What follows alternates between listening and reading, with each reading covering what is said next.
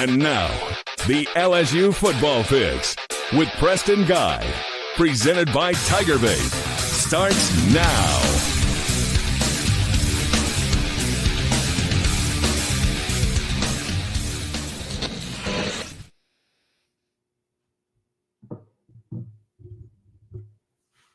And welcome in, everybody.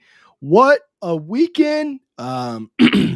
I don't know about you, but I have been thoroughly harassed on the internet this weekend, and I'm ready to keep on going with it. What a career we've picked for times like this to cover this program. LSU got their teeth punched in for the third game in a row by the Florida Gators. We're going to talk about that and more. I think we've got a little bit, I don't want to say positive spin, but distracting spin to discuss tonight. So we'll get to that. But Zack, man, thanks for joining us on an early 6 p.m. show. What's going on, man? Not too much. Trying to, like you said, avoid all the hate on social media right now. Obviously, LSU has put a lot of people in some difficult situations. But bottom line is they've dug themselves into this hole. There's no getting out of it in 2024. It's time to start looking forward to 2025. It's something that you and I have talked about is kind of paving the way for the youngsters and letting them begin to get their feet wet a little bit more than they have already. So just getting ready for Vanderbilt week, kind of shifting gears to the back end of the season and getting ready for the off season. And of course, guys, our show tonight is presented by the one and only Celebrity Theaters. Of course, guys, because they're Louisiana's only locally owned and operated theater. You're guaranteed every time you come in to see a clean facility, better pricing, superior customer service, state-of-the-art technology. Of course, the Baton Rouge location has an invigorating arcade featuring over 50 games. It's the largest in town. A bar featuring wine, beer, frozen drinks, oversized leather reclining seats, which is a must-do for me. And of course, their Dolby Atmos 3D sound system. So let's dive into it. I mentioned distracting news, positive news based on how you perceive it. The recruiting rankings came out for On3 today, which is, a lot of people are respecting those more and more. Now, mind you, almost every website recruiting service has 2 recruiting rankings they put out nowadays. I feel bad for casual fans trying to keep up with this, which, majority of people are casual fans. It's impossible to keep up with. You got it's insane. You got the rankings per service and the industry ones. And I mean, it comes around to like 6 different ones at this point. On3, 6, 6 respected ones. Mm-hmm. You got ESPN, you got 247, you got On3, and you've got who am I leaving out here? Rivals. Yeah. So you got those, and then like On3 and 247 have composite and industry rankings, which is like a combined for all of them, right? And they do those differently. In fact, 247 does theirs. Every site that they composite of is equally weighted, and On3 does theirs where On3 gets 35%. 247 gets 25%, and I think the other two split 20%. Is that right? Did I do my math on that right? Anyways, if it's close. Regardless, yes, more weighted where 3 and 247 are more respected, and they kind of were just straight up like, yeah, we value and respect those more than ESPN and Rivals. Sorry, not sorry, right? So, anyways, some good stuff. We'll dive into that. We're going to talk some guys who maybe stock, we're coming down to the end of the season, and guys are going to be making decisions about whether to go pro, stay, or maybe even enter the transfer portal. And then of course we do have to talk about the disaster that is Florida and this 3-game skid. And we got to talk about, something maybe a little bit fun. I'm going to go ahead and get to it here. I have in this bag with me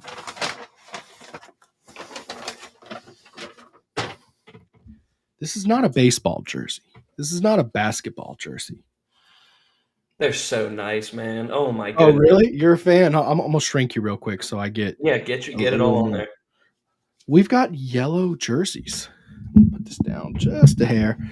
Yellow football jerseys that LSU will wear in Tiger Stadium this weekend. And of course, we're promoted by Alumni Hall. I'm going to tell you about how you can save or possibly even get one for free through TigerBait in just a second. But I am being told that LSU will be wearing white helmets, yellow jersey, and white pants this weekend.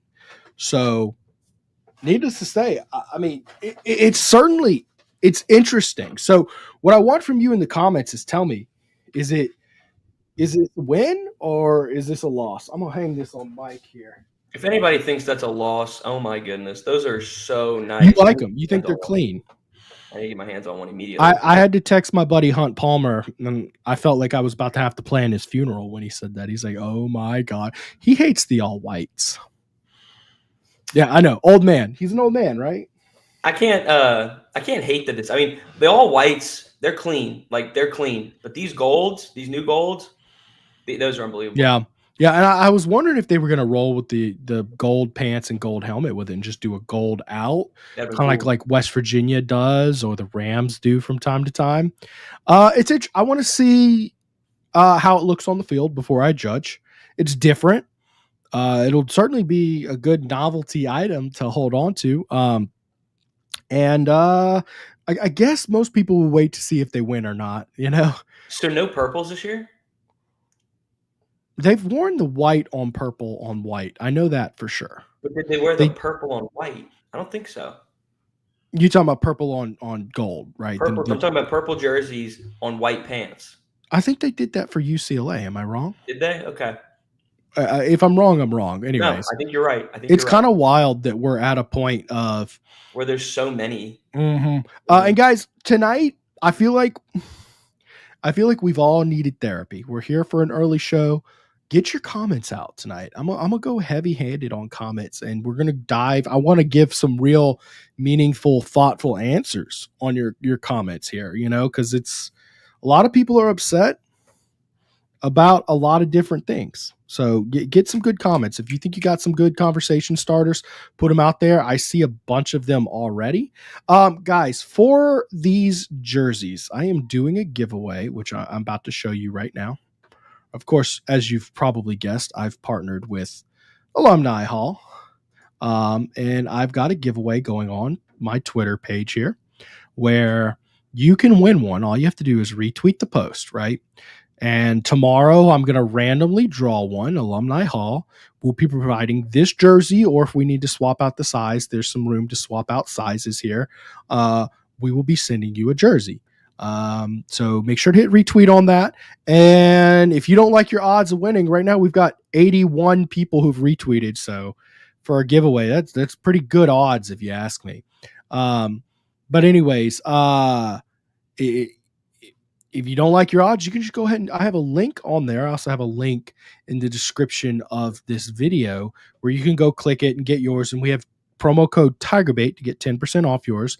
They'll ship it, or you can go in store and get it for free. So while that's out there, let's go ahead and give us some love to our people at Alumni Hall, guys. Of course, Tiger fans, if you're looking for the best place to get your officially licensed LSU gear, Alumni Hall is the place to go, guys. Your ultimate shopping destination for LSU fans.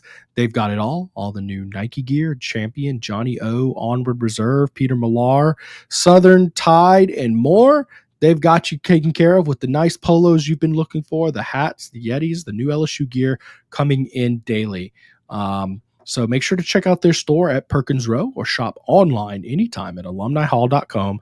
Don't forget to use that promo code. It's good for more than just your jersey behind me, right? You can use promo code TigerBait for 10% off of darn near everything in the store, I'm told.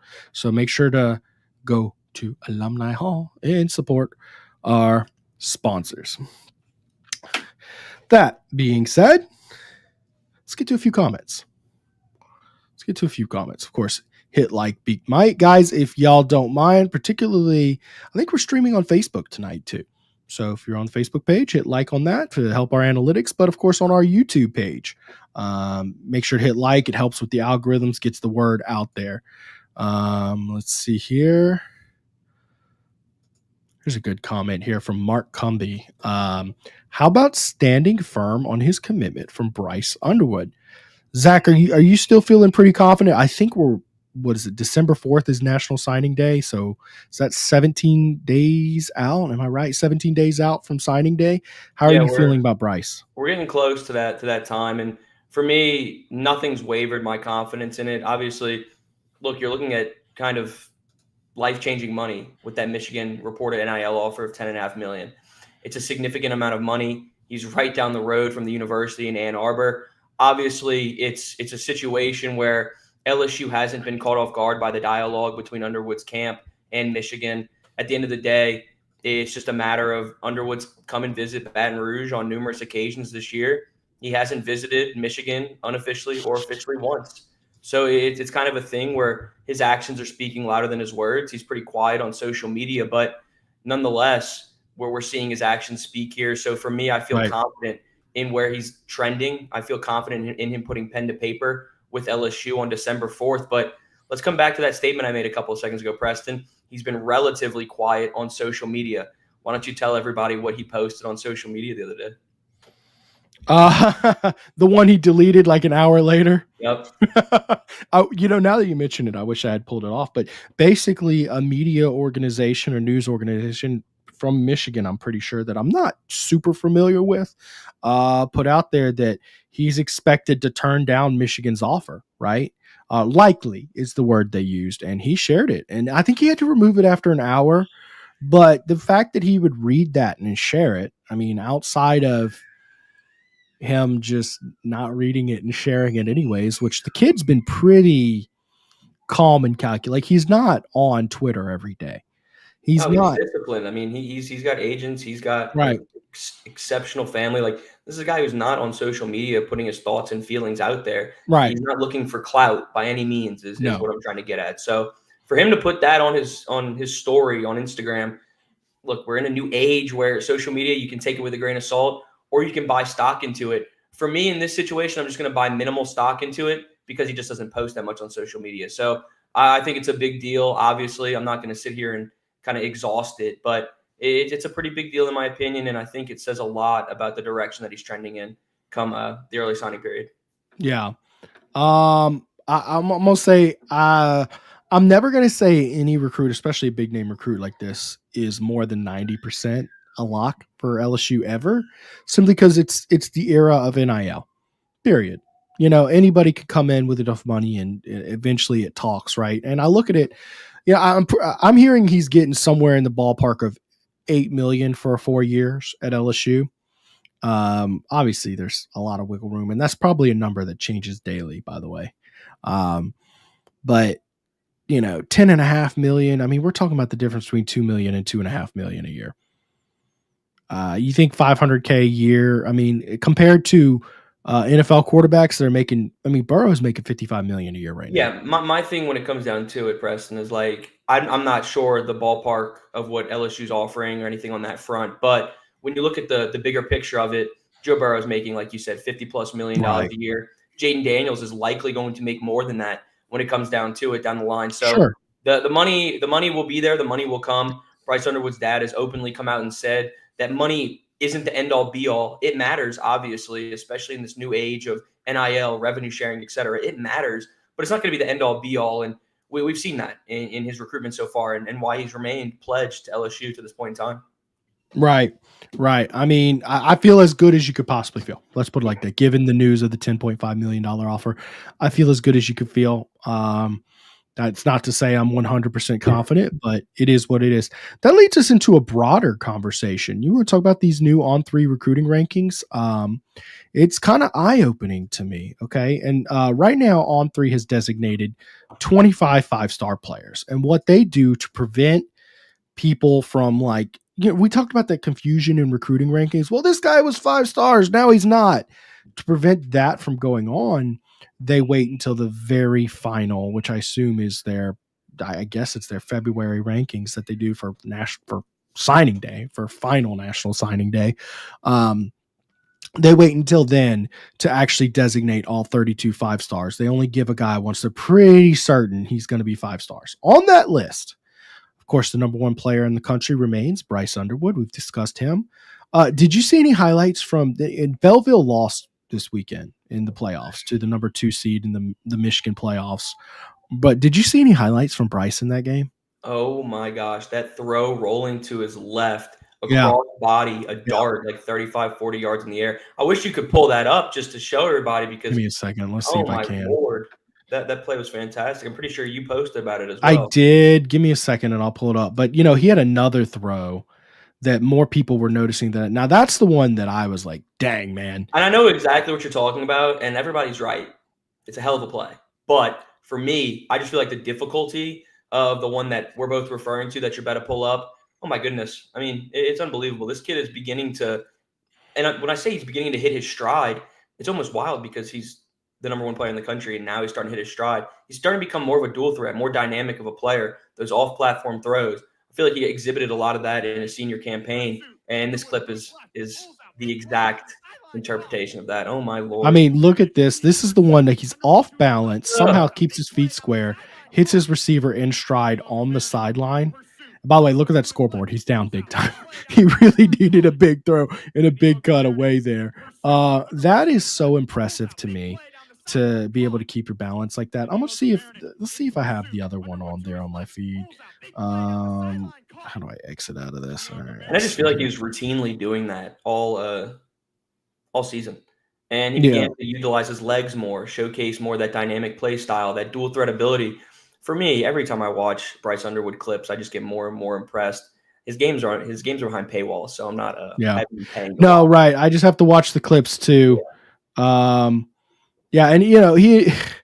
he there was some tough breaks. He actually threw a deep ball that was dropped in the back of the end zone that would have given them a good chance to win that game. So anyways, he had a deep ball where he threw it in the air, probably 70 yards. And it just shows you like this guy can move. I mean, he's got a cannon though too, man. I mean, and understand he's getting recruited for his arm. He can move very well, but he's not just a runner is what I'm getting at. What's really impressive about him is his accuracy and arm talent. Yeah. He lost, his season's over, but if he ends up coming to LSU, I have no doubt in my mind that LSU has got a special one coming on. Anyways, also on the recruiting list of their 25, DJ Pickett remains very highly recruited at number 6. No surprises there. Of course, he took a visit to Georgia this weekend. Are you worried about DJ Pickett at all after that visit to Georgia, or did the price tag just go up a little bit and that's all? I think it's a matter of just the price tag going up a little bit more. He's openly stated time and time again that he wants to play for Corey Raymond. This is the reason why he came to LSU in the first place, and that relationship built back when Raymond was at Florida and Pickett was getting recruited heavily by them. So I think the relationship is going to be one that kind of paves the way here for him to put pen to paper, but like you kind of alluded to, I think the price is just going up. Miami's involved, Georgia's involved, right? Probably still involved on the back end. So program's going to push until the clock hits 0, until the buzzer goes off. But I feel comfortable where LSU's at, and based off of what his dad said and the rest of his camp as well. Yep. Well, this one probably hurts. Right behind him is DeCorian Moore at number 7. Hurts, and I think you lost your chance with him. Had you been competitive in that Alabama game or won that Alabama game, I think you would have a chance to get back in, but I think you're pretty much done there. Number 18, Harlem Berry.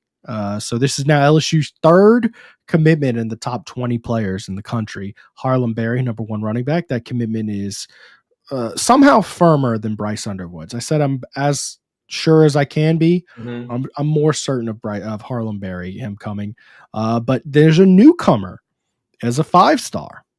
We're talking about Texas cornerback, Cade Phillips. Were you surprised to see Cade Phillips up there? I wasn't. It was a hell of an evaluation by Corey Raymond and the rest of that staff. This is a guy who's long, lanky. I mean, he's a fantastic player, and he can do it all in the defensive backfield. Ultimately, his bread and butter is going to be at the cornerback position, but he's so versatile, and he showcased that during his senior campaign. And really, LSU's been all over this since Corey Raymond got on staff. Ultimately flipped him from the Texas Longhorns in August. But this is a guy who's been cruising up the recruiting rankings. And when he committed, he was a little bit below that top 50, maybe right inside the top 50 as a 4-star.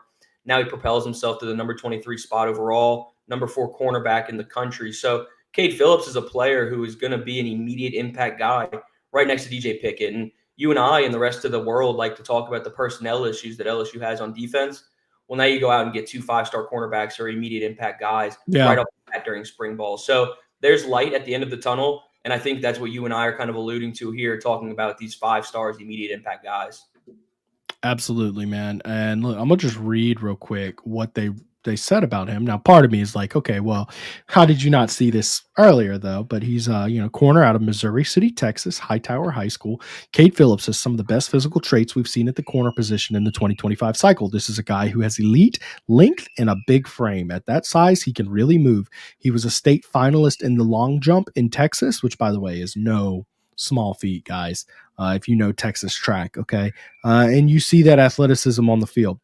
We really like him as a corner. He had position versatility with all the ability to play corner or safety at the next level, but we feel like the length and speed ball skills he shows as a two-way player at the high school level translates really well into corner, and that is from the On3 evaluation team. So that is what they saw in him. So now all of a sudden, I mean, look, I know Derek Meadows was a fringe 5-star guy, and it looks like he's losing his 5th star after a disappointing senior season, and some evaluations are coming back that, maybe wasn't, as good as originally thought. But not as good as, but maybe kind of like reached, kind of like maybe topped out. Maybe didn't project out as strongly as he could. Maybe that's why On3 is so hesitant to give that 5th star, because, you haven't really truly earned it until your final year and you really show out. So it's just one of those things. So anyways, you've got 4 5-star players, and guess what? Sitting there at the final 5-star spot, defensive lineman Jakeem Stewart, who of course was the number 1 player for 26, has reclassified. Thanos, as they call him. He looks like the final Infinity Stone for this class. I mean, he was 6'6", 270 as a 14-year-old. I mean, yeah, Lord. He's 16 for the record. Now. Right now. Yeah, so it's very impressive at 16 years old to handle a high ranking like that. LSU has put everything they can in to get him.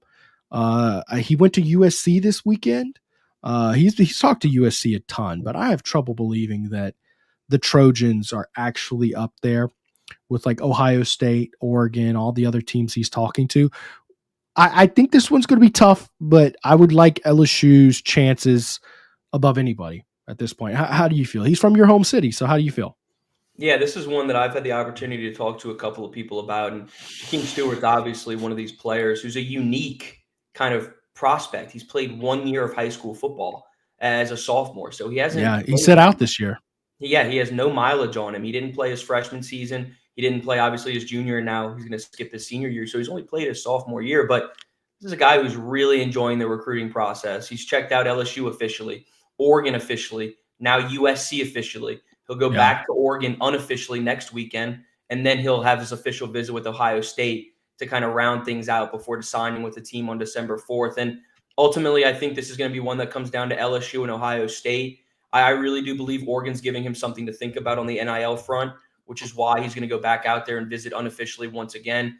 It'll be a second trip in roughly 2 months. So Oregon's giving him something to think about. USC isn't really a threat, in my opinion, anymore. There's a New Orleans connection that he's been kind of keeping tabs on, and I think that's what he's kind of drawing him in that direction for an official. But I think it's just a visit. I think it's going to be LSU, Oregon, and Ohio State as your 3 finalists.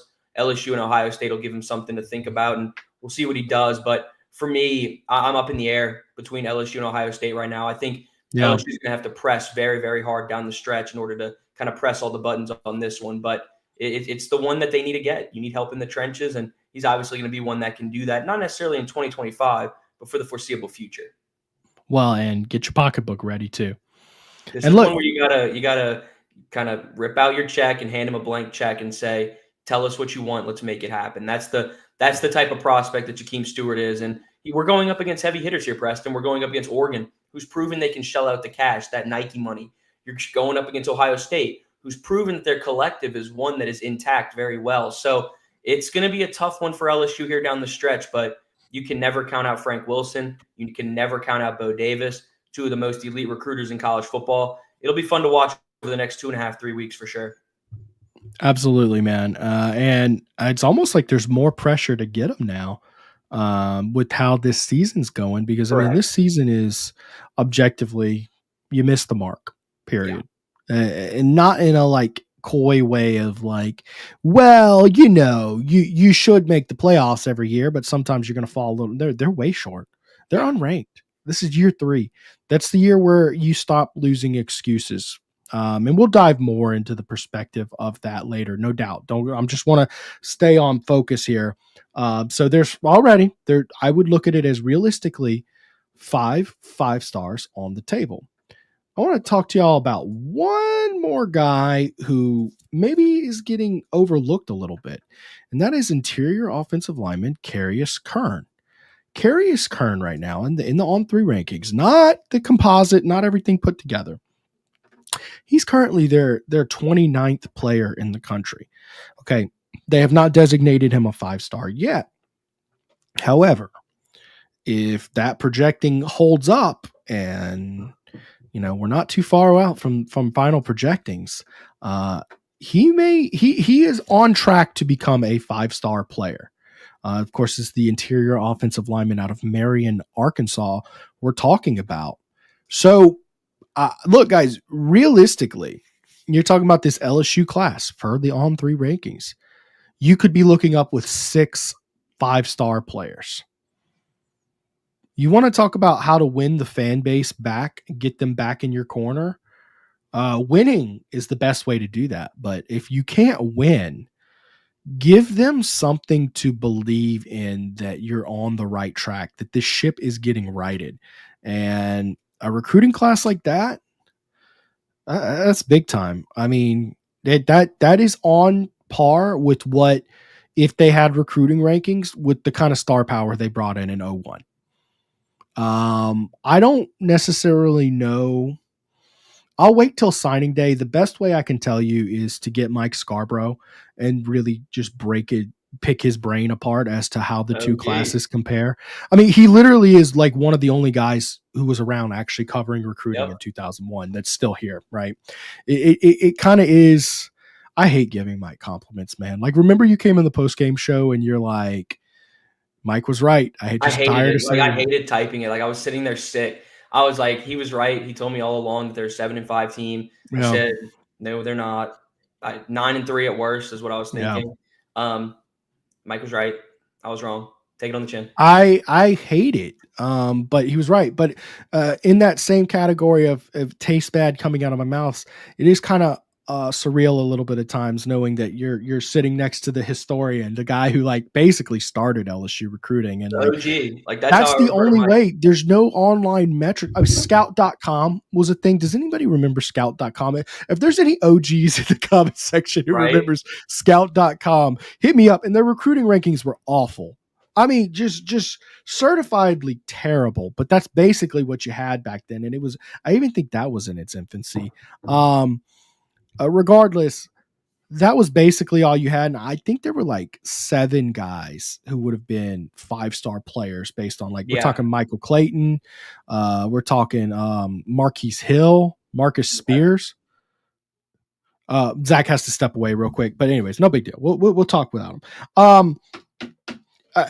This class will be on par with that. And it's certainly, if that turns out and you have 6 5-star players on board, I can't tell you a better class, not even the Fournette one where you had all those guys. You missed on a couple Louisiana guys, but nothing turns out to that. And by the way, 2026 in Louisiana is still stacked with tons of guys for LSU to go after as well. So we're talking some pretty good stuff in recruiting here, and that's certainly the way. Now, I know a lot of you, I'm seeing the comments here, Kelly is done here.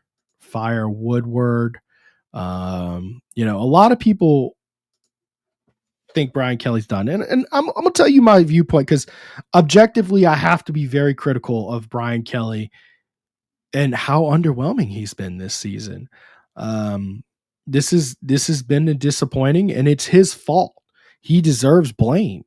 He's 6-4. This is his 3rd year at a program like LSU.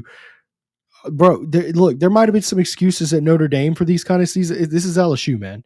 So you are underwhelming and not providing expectations the way you should in year 3. This is an objective failure on Brian Kelly's fault. Matt House was who he hired. Guess what? He replaced Matt House with the defensive coordinator he ended up hiring to replace Matt House, just paid him a crap ton more money. That was a miss on his part. Corey Raymond, he sent Corey Raymond packing, brought him back. I think that there was some objective, just horrible mistakes that BK made when he got in town. He's currently paying the price for that. I also think that there's certain licks to the strategy of this year. He pulled back on the transfer portal. He went heavy on it first 2 years. And he said, this is the year where we're going to start relying on our recruiting classes. Well, that defensive staff wasn't just missing on the field.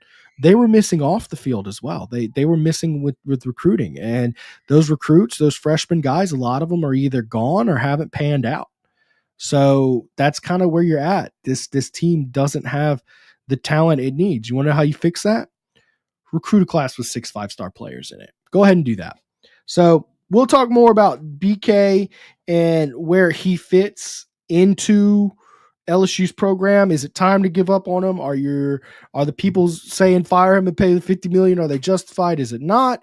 We'll dive more into that when we get back. But I'm gonna hit a commercial break real quick. This will be a little bit of an abbreviated commercial break. We have less spots to run because as y'all remember, I knocked out the gold jersey ad before we started. But we'll get to that and we'll be right back. I'm gonna get Zack's thought on all that as well.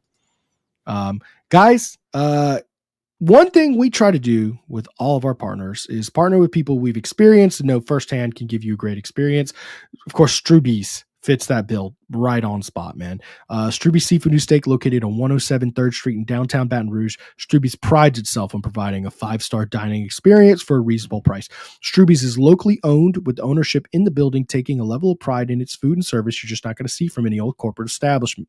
Struby's features a full menu of specialty meats, including USDA Prime Black Angus steaks, 100% certified Wagyu New York strip. For those looking for something outside of red meat, they offer items such as the dry-aged pork chop, black truffle lobster pasta, redfish, and plenty more. Book your reservation online tonight at strubys.com. Make sure to let them know that TigerBait sent you in. Guys, if you're looking to save on going out to the movies this week, they got plenty of specials for you. Tonight, of course, is Senior Savings Day, where you get $5 for patrons over the age of 55 all day. Bargain Tuesday, discounted movie tickets and concessions for all. You got Wednesday, College Night, where admission for college students after 5 p.m. is $5. And of course, on Thursday, they've got Thirsty Thursdays at the Baton Rouge location. Guys, let's hear from Rejuvame real quick, and we'll be right back. At Rejuvame, we specialize in medically monitored hormone and weight loss therapy, giving you the energy you need for all life's challenges. Let us be your age-defying clinic. Restore me, refuel me, Rejuvame. RejuvameMedical.com. Struggling with weight loss? Need hormone balance? Rejuvame Medical offers personalized treatments, including semaglutide and hormone replacement therapy. Transform your life today at Rejuvame.com. Oh, boy, I can't put that one up there. Fire BK talk is foolish. He's here until 2028. Number one, you're right on the first sentence that it is a little foolish to talk about firing him. I get why you would want it. I mean, I'm sure there's not very many LSU alumni, staff, anything that's really satisfied with the result of what Brian Kelly has been so far. But that being said, you aren't going to fire him. Number one, he's got two things that really keeps him in place. Number one is obvious, the buyout. Of course, as John Smith comments here, $57 million payout. That's as of January 1st. Number two is that recruiting class. You got a guy who's about to bring in 6 5-stars. Now, he's got to do some work to keep it together, as we already saw some pieces cracking this weekend with who was the guy who decommitted? Devin Harper, Mississippi lineman. Number one. I mean, that's the number one offensive lineman in the state, too. So to me, in Mississippi State, yeah. Ole Miss. Yeah, he flipped him. That's what I'm saying. Like, he in the state of Mississippi, not the state of Louisiana, is what I'm getting at. Well, he's from Louisiana originally, but he play in No, I'm That's sorry. Tyler Miller. He flipped to Ole Miss. I'm sorry. I'm just getting miscombobulated. He flipped to Mississippi. He's the number 1 lineman in Louisiana. I'm sorry. That's on me. No worries. Yeah, I mean, you never want to lose a guy like that. I mean, that's rough. And, I have to believe this skid does play a role in that. So you've got a big job ahead of you to keep these kind of recruits in line. And keep them. And by the way, you have to convince another one to come be a part of it, and that's Jakeem Stewart. I think if you lose the next 2 games, I don't think there's much of a chance of keeping this recruiting class together. I mean, 8-4. I think these guys kind of understand, bad seasons happen. Man, get your butt whooped by Vanderbilt and see where the concerns really start to come in. That's where it's difficult. That's where you start to enter territory where it's hard to recover from. And I think you're hitting the nail on the head there. I think you're spot on. I think losing Devin Harper is an interesting one just because Brian Kelly and the coaching staff have prided themselves on building a wall around the state of Louisiana. And then, Brad Davis is one of the top recruiting offensive line coaches in the country. And so then you lose the top offensive lineman from the state to an SEC rival in Ole Miss. So it's certainly a unique situation to be in. But like you said, you go 8-4, you win these last 2 games, you hold on to this class. There's light at the end of the tunnel. But obviously we have to weigh the pros and cons here. There's a chance that you could also lose both of them, go 6-6, and then you're entering a spot where everything implodes. So we want to look at the glass half full, obviously go 8-4 and hold on to the class. But sometimes you have to think of the harsh reality too, and you just don't know what could happen. Well, and 9-4 with a ball win is on the table. I mean, you can put lipstick on this pig, is what I'm saying. Yeah. And the fact is, it's still a pig, but at least the lipstick is going to keep your guys from thinking that the program's not imploding around you. Because it definitely looks that way for the fans. Recruits tend to not have a stronger reaction as fans. Like, they play football. Most of these guys have been in rough spots playing sports, and they understand. And they've also built a relationship with people over 3 years. Right. And they don't want to just jump off board because the team lost 3 games, But it is definitely a challenge that Brian Kelly now has to take on is keeping this, because I'll tell you what, Brian Kelly's never pulled a recruiting class like this. This will be by far his biggest recruiting class he's ever pulled in. So that was a big part of it, man. Did you put that up or did I accidentally? Anyways, we'll read it now. At the conclusion of year 3, BK and J. Kim, BK, J, Kim, and Matt. We're talking coaches, right? We're talking Jay Johnson, Kim Mulkey, Matt McMahon. Let's see how these BK matches up with the others Woodward brought in. And of course, that's talking about Woodward and his hot seat, which, I mean, I think even if BK doesn't work out, I think that the others have worked out pretty well. Even Matt McMahon. Hey, how about Matt McMahon and those Tigers? That's my thing. I can't really sit back here and judge Scott Woodward at all. He went out and bought Jay Johnson. He went out and bought him. He threw him a contract that he couldn't walk away from. And it was also a spot where Jay Johnson's always wanted to be. He went and got Kim Mulkey. He's got Matt McMahon, who's steering the ship in the right direction now. And look, Brian Kelly's trying to get things together here. You can't write him off just yet. But Woodward's certainly done his part. You're getting this ship steered in the right direction. It's just about keeping it on that right direction. But talk about Matt McMahon. Oh my goodness, Preston. He's certainly starting to do something. He's starting to put some belief in the LSU men's basketball program once again. So it's a fantastic thought. I'm excited at the trajectory of that program. He's recruiting and clicking on all cylinders on that front. And there's still one more 5-star target on their radar. We'll see what ultimately happens there. But you talking about basketball or football? I'm talking about men's basketball. I mean, both is true, but okay. Mm-hmm. Yeah. Wow. How about that, man? I mean, look, he's been recruiting well. I guess the thing is in basketball, when you recruit well, you expect the results sooner. Oh yeah, because you have one and dones just so routinely. Right. It's ridiculous. Right. If they're worth anything, they'll be good enough to carry you to the tournament, which to this day, the fact that Ben Simmons went first overall after missing the tournament, how that wasn't a colossal red flag for any team. Like, hey, maybe he's not actually that good, but now look at him now. I don't even talk about in hindsight, it's 2020, of course, but right, exactly. I think it's just kind of funny looking at how his career didn't pan out, and It didn't work out at LSU either. Maybe the signs were there from the get-go. That being said, guys, BK has yet to win at the level we expect him to win at LSU. Now, I think year one, most people didn't expect him to compete the way he was. I think year two, if he didn't overachieve the way he did. That's what I was about to ask you. Not to interrupt. That's what I was about to ask you. Do you think by him overachieving, that just set him up for not failure? By no means are we saying that. But do you think by him overachieving, getting into the SEC title game, do you think that just set the expectations way too high to the point where it was just too much to fulfill in a 2 to 3 to 4 year span? Year two, it did. But not year three. I think year three, it's just like, you're Notre Dame's all-time winningest coach. You're the big money guy. Yeah. You're the one supposed to be getting this program on track to where 8-4 seasons aren't happening. And that's your best case scenario now at 6-4, right? I mean, LSU fired Ed Ogeron because he was 500 after winning the national championship. LSU, I mean, 500's on the table this season. You get what I mean? Like, that's not what you were brought in here. You were brought in here to make sure that 9-3 is your worst case scenario. 10-2 is more common, and you still have those occasional stars align and you go out and win a national championship because this is the state of Louisiana. And sometimes you get in Justin Jefferson, Jamar Chase, and Clyde Edwards-Helaire all in the same, bundle of years. You get those guys to come, right? And my thing is, you've been in Louisiana recruiting for 3 years. Where is that Louisiana speed? Who's that? Thing. Like that's one thing that I wanted to try to talk about a couple seconds ago is that, yes, recruiting well is one thing, and that's fantastic, no doubt.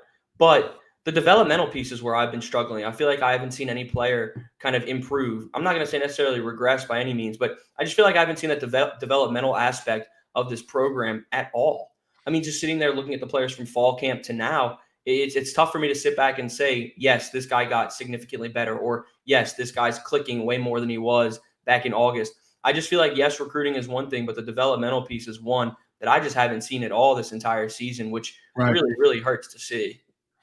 Well, and when you talk about speed and stuff like that, like you can't coach speed. Well, Jamar Chase did. You can coach his ability to catch and run routes. Can't coach his speed. And I just haven't really seen that type of athlete on this team. And really, other than Jaden Daniels, well, okay, look, he did have Malik Neighbors and Brian Thomas, who were definitely that caliber. Where is it now, though? Why haven't you brought those in? By the way, you inherited Neighbors and Thomas, BK. Why haven't you been able to bring in those kind of guys? And the harsh truth is that from time to time, LSU has found itself in programs where they didn't have those kind of guys. Right. And those teams they were mediocre, right? That being said, Brian Kelly's here to be able to win more games without those type of guys.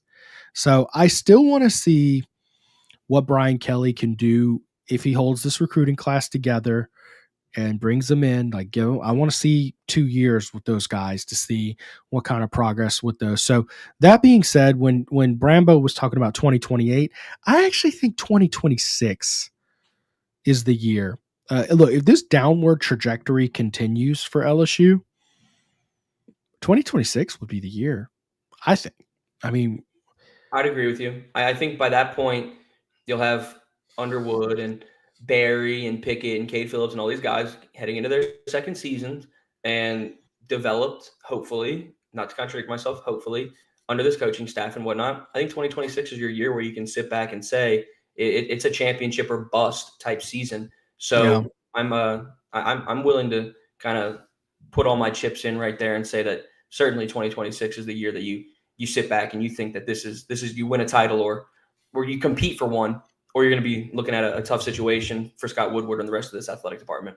Yeah. Look, I got one more set of ads, and we're gonna get into that, and I'm gonna get to a bunch of your comments as well and talk about this Vanderbilt game. I think Zack has to pop out basically as soon as tip-off goes on. So let's get to this, and we'll be right back, guys. Guys, we just talked about adding businesses that locally owned with ownership in the building that we appreciate. Well, Capital City Grill fits that just perfectly, okay?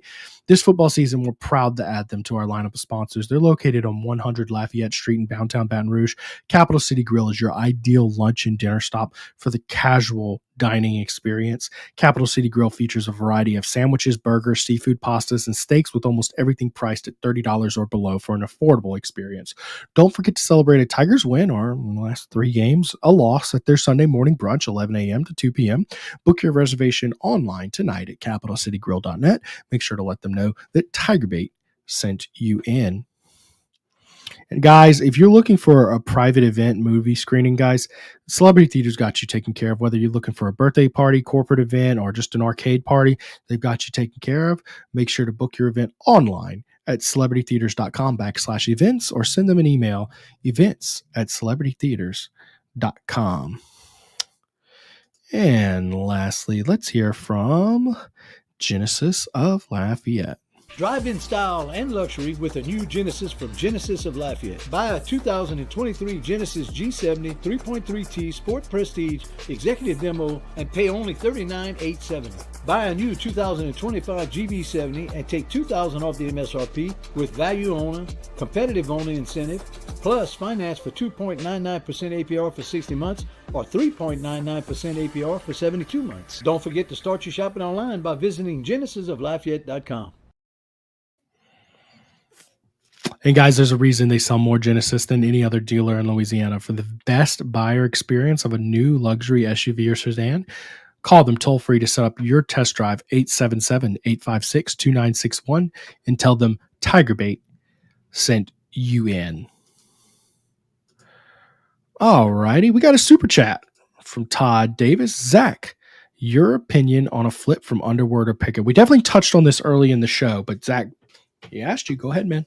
Yeah, I think when you look at a guy like Bryce Underwood, you have to kind of feel out your options there. And when I say options, that being a $10.5 million NIL deal from the school 30 minutes down the road. And I think the dialogue is going to continue between Underwood's camp and the Michigan Wolverines until pen touches paper with LSU on December 4th. But my kind of confidence hasn't necessarily wavered in the slightest on Underwood. I do feel like he puts pen to paper with LSU on December 4th, early enrolls, and kind of begins making a run here in Baton Rouge. I think Bryce Underwood ultimately signs and lands here. I'm confident in that, but Preston said it earlier in the show. You can never say 90%. You can never say 100%. We live in an era where NIL, revenue sharing, et cetera, changes the game here. A prospect is never 100% locked in when there's so much money on the table. So I'm confident Bryce Underwood ends up here in Baton Rouge, and I like what LSU's chances are on that front. And then looking at Pickett, this is a guy who's just evaluating his options here. He went up with his cousins to go to Athens to go check out Georgia. So it wasn't this visit where his entire family was there with him when he went to check out Georgia and Tennessee. But at the end of the day, he's still evaluating his options to a certain degree by talking with Miami, remaining in contact with them, keeping the dialogue afloat, as well as now Georgia. So there are schools in his ear, but at the end of the day, he wants to play for Corey Raymond. This is the reason why he committed to LSU. He wants to develop. He wants to keep that relationship going. And he wants to play under the guy. He's developed a really tight-knit relationship with him to this point in time. So my opinion on a flip on both of them, unlikely. I believe that both of them will end up putting pen to paper with LSU. But again, I'm not going to try to contradict myself here, but I'll say sometimes money talks, and it's going to be a push until the buzzer for both of those players for sure. No doubt, man. No doubt. And in the end, AJNIL, never be too overconfident. Dane Bergeron with a super chat. He has a chat here, so I have to get to both of his. Hey, Preston and Zach, what the heck? No warning for this show. So look, me and Zach have busy schedules, and we have to kind of juggle around with the basketball team and stuff like that. So a lot of times it's just, we don't have too much warning, especially some of the factors come in depending on the game that week. So we really didn't have too much time. I put it out on Twitter as soon as I found out, and it was up on the website shortly thereafterward. But it's you didn't get much heads up notice just because we didn't get much heads up notice. It's just the nature of these things. But I appreciate your super chat here. Please stop comparing Nuss and Burrow's first year as a starter. Joe was a QB with a linebacker mentality. Nuss is a QB with a golden girl mentality. Soft. I got a good comeback for that. All right, let's not compare it to Burrow. I too believe in not comparing everything to an outlier. I always look at Burrow's first year as a starter at LSU and how, middle of the road it was. And everybody uses that to compare to somebody else. And they say, well, this guy could become the greatest of all time because his stats are as good or better than Burrow's was in 2018. And it's like, okay, but there's a reason it's rare. Tons of guys put up the number that Burrow did in his first year as a starter. Not very many guys do it. I don't personally see a Burrow step up, but how about a Mettenberger comparison? Zach, you remember Mettenberger year 1, year 2? I do. I was a youngster, but as much as I hate that comparison, you're not going to get any pushback from me. Yeah, that's what I'm saying. There are first to second year jumps out there, especially with senior type talk. I think Nussmeier coming back could help you get better next year. And I think he will be better. I think he'll improve, especially given that a lot of his mistakes have been like coachable mistakes, like boneheaded interceptions that just comes with reps. Of course, Carvis Durr in 27 games, he has 20 turnovers. Yeah, that's what I'm getting at. That's the thing. Now, big difference between him, Jaden, Joe, and Matt. Okay. Those are 3 quarterbacks that we saw have insane jumps at LSU. Right. Those guys didn't have turnovers. Nussmeier is the only one in that situation who has that kind of jump. But I do think Nuss could be in track for a Nussmeier-esque jump. I do think we got to get the receivers fixed for any kind of I'm sorry. He could be in track for like a Mettenberger type jump. Did I say? And I get that. I get that. And I think a lot of the pressure is always going to go on Nussmeier. I think it's the quarterback. Whether it was you, me, Nussmeier, no matter who it is, the pressure is always going to be on the quarterback. They're going to get the praise, but they're also going to get a lot of the, I'll keep it PG, anger. But for me, your offensive line has not been the part. Your top tackle duo in America of Will Campbell and Emory Jones has not lived up to the billing. Your interior offensive line is extremely weak. You don't have the receivers like you have a Malik Neighbors or a Brian Thomas. You don't really even have a top 5 receiving core in the SEC right now. So your receivers are struggling. They're struggling to create separation. Yes, at the same time, look, Nussmeier's not throwing it maybe when he could. There was a picture on social media today of him having the option to either run it up the middle or throw a pass to Aaron Anderson. I wish I could have found that to send it to you to pull it up. But nonetheless, he's not making the best decisions in the world. The O-line and the receivers aren't necessarily helping out his case much either. So it's a tale of a bunch of different mishaps. I want to see where he kind of takes his game next offseason. I think there's some problem with the receivers, but I think there's also Nussmeier missing guys deep. That's a big issue. Can you think about if he had hit? Was that Chris Hilton he missed on the deep ball? Anyways, it was. Chris Hilton has had his own problems not being able to fight for the ball well, but you got to hit these guys when you take that deep shot. You really do. You could pull up that comment from Mark at 6:58 right there. Gotcha. If Nuss is running, it would help with the receivers. That's a beautiful, beautiful take right there. Because I don't want to make it seem like I'm sitting here and shying away from the fact that Nussmeier has been making boneheaded decisions. I want to be loud and clear that, trust me, I don't agree with everything that he's doing. But if you had that dual threat ability where he could tuck it and run, or at least just kind of make the plays a little bit more, kind of extend the play, that extendability, if that's even a word, it would help the receivers to a certain degree. So let's be loud and clear. I'm not trying to defend Nussmeier. He's made some shaky decisions here, but at the end of the day, if he could run, Mark, you're spot on. It would definitely open up time for the receivers. At least buy some time. Mm-hmm. Like not even like necessarily run, but like do a better job navigating the pocket and rolling out and stuff like that. All right. Harold Perkins, do you think he stays or goes?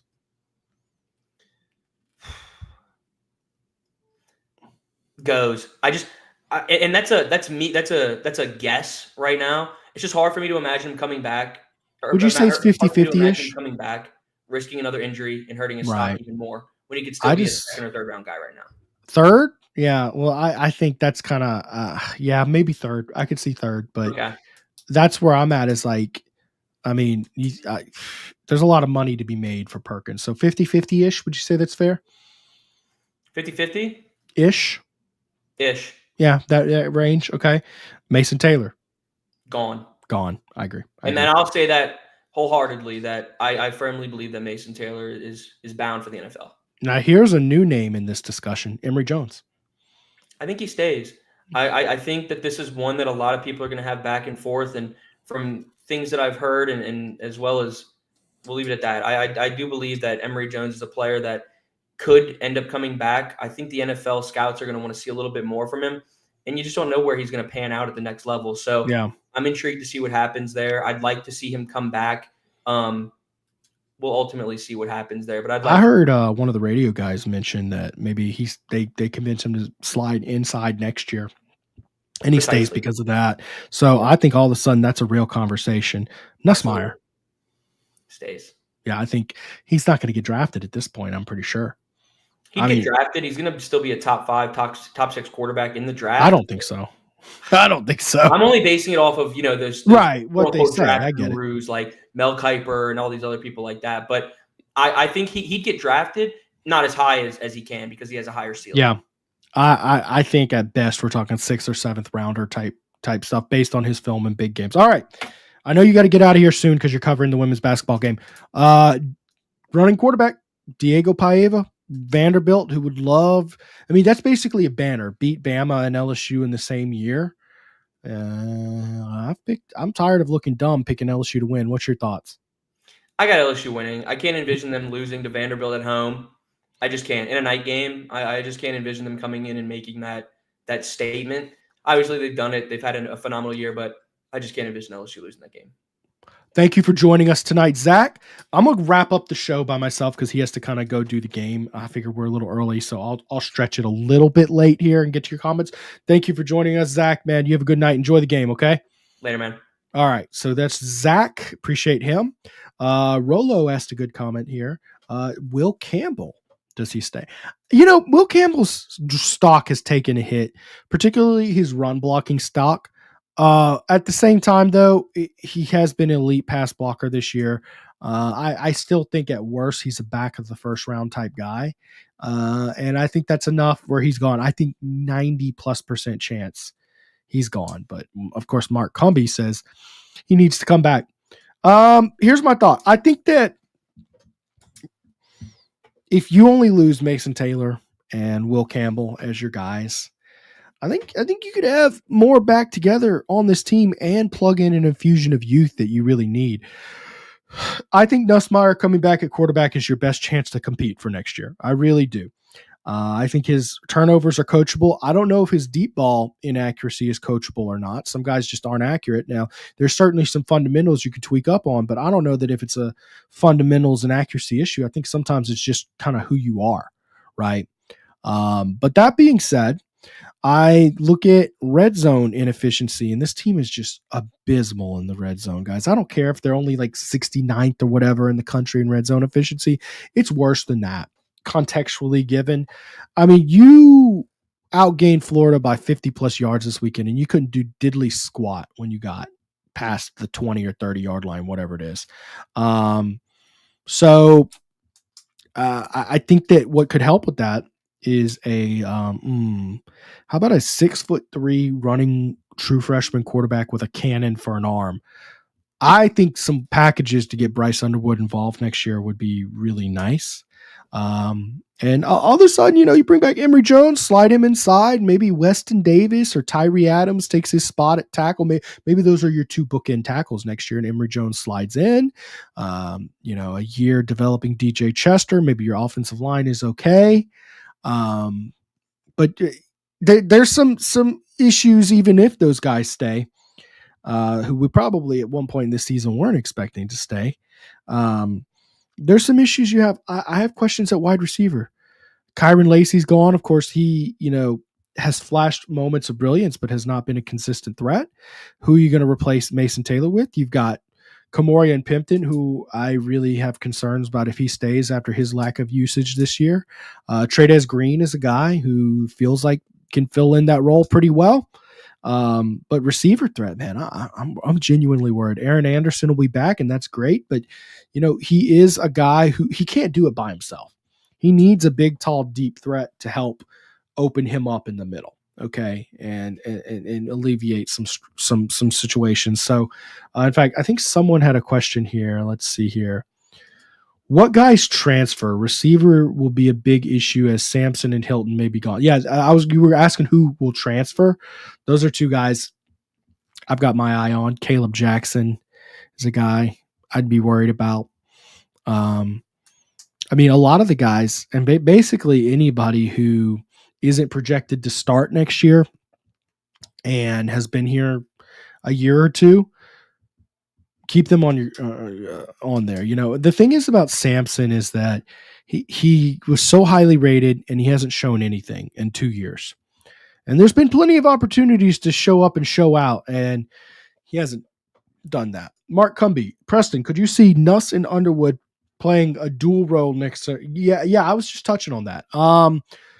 Yeah, I think LSU's been so bad at fourth and short and third and short situations that you have to get Underwood involved next year. You have to add that running element threat there. Yeah, I don't see any way you keep him off the field truly. But then also, you know, guys like Harlem Berry, you got to get him involved for sure. Let's see here. Aaron Anderson is similar to Luther Burden and Jalen Waddle. I don't know that he's quite as good as those guys, but he is a good player. And I do think that he's a shorter guy, and I think he needs a taller guy, a speed guy over the top. He's quick and shifty. I don't know that Aaron Anderson runs 4.3 speed. I don't know. I think he's a guy, you know, in the 4.4s who's got good speed and great shiftiness. But I think this year he's proven that he's not a toy, right? A guy you use for bubble screens. Basically, what I'm saying is he's not a guy you use like you are using Xavion Thomas this year. He's a real wide receiver who can make real routes, real cuts, and real catches, okay? But I just don't think – I think he's limited to the point where he's just not a guy who can do it by himself. I think you need a bona fide number one receiver out there to help take it to that next level. Because, I mean, mind you, there have been some bad drops for this team. I mean, who was that? Hilton against Alabama just dropped one that was just killer. Why not Ricky Collins running Travis Wilbur? I think the answer there, Travis, and by the way, that's another guy you talk about transfer portal guys. Keep an eye out for him. I'm not so certain that the minute Bryce Underwood committed, he kind of knew the writing on the wall. But basically the answer is because he's not good enough at it to take Nussmeier off the field. I mean, I've watched him play in high school. He certainly can move and scramble, but we're not talking about a Jaden Daniels out there. We're not talking about a real dynamic running threat. We're talking about a guy who can move fairly well. And I don't know that it's enough to justify going for a freshman over Nussmeier. That's why. Underwood wants to start, not sit the bench. You're definitely right about that, but with guys like him, 1 year is definitely a doable ask. I think 2, 3, 4 years, that's where it starts to get rough. That's why Lance, what was his name? Lance, the tackle last year. Somebody remind me in the comments. And anyways, Lance, he transferred out to Tennessee this year because it didn't look like he was going to have a starting spot lined up. Although I will argue that based on all the injuries that have occurred and struggles that have occurred, he probably would have found his way into the starting lineup at either tackle or guard or something. But absolutely. Preston. I hope LSU fans will consider Kelly left the team with a very easy path to the playoffs. That is definitely considered. Okay. From a consistent week schedule to coach the toughest conference in college football, go Tigers. And that is currently the argument against Brian Kelly and his, tenure at Notre Dame. Because obviously he won, I think it was 48 games in 5 years in his final time at Notre Dame. By the way, this is also his first year. This is a 6-year streak every year since 2017. So I'm trying to count that up. Yeah, that's 6 years of winning 10 or more games. It's a pretty impressive streak. That comes to an end. And of course, the argument there is that Notre Dame played a bunch of weak teams. I'll say, he also did win the ACC and beat Clemson. It's not like it was a super weak. I think the SEC grind is definitely harder. But the reality is across the country that teams don't have a grind like LSU has year in and year out. And worth noting, this year was a very manageable schedule for LSU. But like I told y'all before the season, mediocrity has a way of manifesting itself. When your team isn't great, doesn't matter how manageable your schedule is. You'll find a way to drop some games. You will. I've seen it year in and year out. Every year I say this is a manageable schedule for LSU. And I kept on saying this feels like a 9-3 team with a 10-2 schedule. I still went with 9-3 because of that.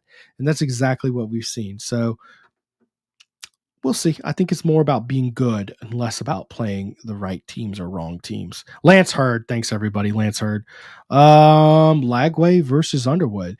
I don't know exactly what you're asking here, Carvister. Lagway's the better runner. And you saw moments of brilliance with him throwing the ball, but I think Bryce Underwood's got a cannon that Lagway doesn't quite have. They're both very good quarterbacks, though. I don't think Florida is going to be a joke next year if Lagway continues to develop. Let's see here. Is Swan back next year as a backup? Swan is an interesting one because he transferred from Vanderbilt to LSU, and it's like, well, are you a guy who just enjoys the being at a big SEC school as a quarterback like LSU? Get you maybe a little NIL check here and there and just enjoy being a part of a tier 1 program? Or do you want to be a legit starter? Because look, AJ Swan has zero chance of being the starter barring multiple injuries next year, period. I guess that conversation changes a little bit based on, guys go to the portal. Maybe Nussmeier goes pro, and it's just, but at best, it's Bryce Underwood as the backup next year. I don't think Swan will. I think day one Bryce Underwood arrives. I think that AJ Swan takes a back seat.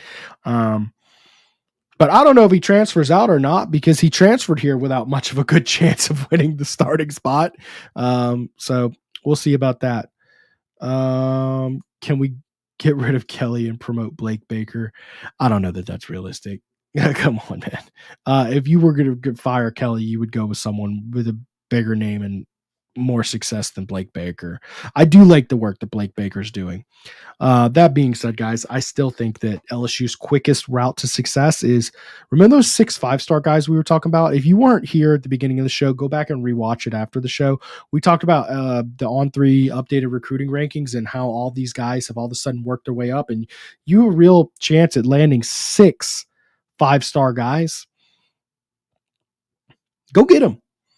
Go get them. Go bring those guys in. Bring in a generational class. And I want to see what Brian Kelly can do when he has that kind of Louisiana LSU talent we expect. I think he had it on the offensive side of the ball last year, but it didn't line up on both sides. He had horrible talent on the defensive side and, frankly, horrible coaching. Both his fault, by the way. I'm not saying that Brian Kelly gets off free because he hasn't brought in the talent he needs to. That's on Brian Kelly. It is your job to bring in players. Now, you get a pass for year one. You get a pass because you inherited a dumpster fire. I get that. Okay. Year two, we're starting to, you better show a pulse, and ultimately a 9-3 team after year two and a Heisman winner. You take that, but that defense was inexcusably. It's funny because the offense was, he deserves all the credit in the world for what the offense did, but he deserves so much, almost equal amount blame for as bad as the defense was. So it's a strange year to evaluate. But that being said, it's year three. Bro, the fact that you don't have a receiving core that's where it needs to be, the fact that your quarterback isn't playing the way he needs to 3 years in, and, by the way, he's a guy who's been a part of your program for 4 years. The fact that all of that is the way it is, that's on the head coach, guys. You have to blame the head coach for that. So I'm not giving him a pass, but I am saying I would like to see what he does when he gets a typical level of talent that we see in LSU teams. Because we saw for decades, man. I mean, we saw for decades Les Miles rolled out with just so much talent, and those teams would go 9-3. Like the talent that was on that 2013 team, I'd like to see a team like that coached by Brian Kelly. Is it still a 9-3 football team? Or do you find a way how to put yourself on the national scene with guys like Odell Beckham, Jarvis Landry, Jeremy Hill, Mettenberger at the quarterback? We'll see. Seth Rushing, does Caleb Jackson transfer out? Is he your number 2? I think he transfers out. In terms of, is he your number 2 running back? Well, you have to worry, is Emery going to be back? I think Josh Williams is done for good, but, COVID, all those years and stuff. We'll see. Then Harlem Berry comes in, and Harlem Berry, he looks real good. And Harlem Berry, by the way, is a great receiver too. So I would say, Caleb Jackson showed you nothing this year. So, and I love Caleb. I covered him as a recruit, like him, good kid. But you got to show more, man. So John Emery is also, he might come back. He got a medical condition this year. He might be back for year 7. So I don't think Caleb Jackson's your number 2 running back. If he comes back, he's going to have to work his way back up, because it's not like LSU's losing a ton. They're losing Josh Williams. Caden Durham, he ain't going anywhere. Harlem Berry, he might beat Caleb Jackson out for that spot, right? John Emery, you would have to assume, would even start higher depending on how his rehab goes for his ACL. We'll just have to see. The answer is no, is what I would say. And then Trey Holly should be back. And is Trey Holly jump him up? We'll see. We'll see. All right, guys, if you enjoyed the show tonight, give us a like so people can get the word out about our show. It helps with the analytics and all that good stuff. I appreciate y'all for joining us on a oddly scheduled show before the women's basketball game. Of course, the women's basketball game is tipping off now, so y'all go watch them play tonight. Y'all make sure to like the show, subscribe if you haven't already. It's always funny to me looking at the analytics how many people haven't subscribed to the show. Mike and Buddy will be back, but I don't know exactly what time. So I think there's men's basketball game on Wednesday that they're trying to work around somehow, some way. So y'all stay tuned with that. Just hit the bell on times like basketball season where we have to move things around. Hit the bell so you get notified when we do go live. We only go live 3 times a week at max, so it's really not that bad. We're not going to be blowing up your phone. So y'all make sure to hit that bell. And of course, guys, if you missed it, I'm gonna give this one more plug so y'all all have a chance to win this, because I'd love to see someone on my show. I'm gonna pull up my Twitter here. Okay. And I've got a giveaway going on. Y'all see the gold jersey behind me. I apologize. Gold. Okay. I got a giveaway going on my Twitter page here, where if you retweet this tweet with the link to Alumni Hall, we're going to give you this yellow jersey behind me, or swap it out for the size that you need. So currently got 300 entrants. Make sure to hit that retweet on Twitter for your chance to win this yellow jersey. I'd love to see one of y'all go home with it. Anyways, guys, I appreciate y'all watching. If you liked the show, make sure to like and follow. We will see y'all next week, Monday night.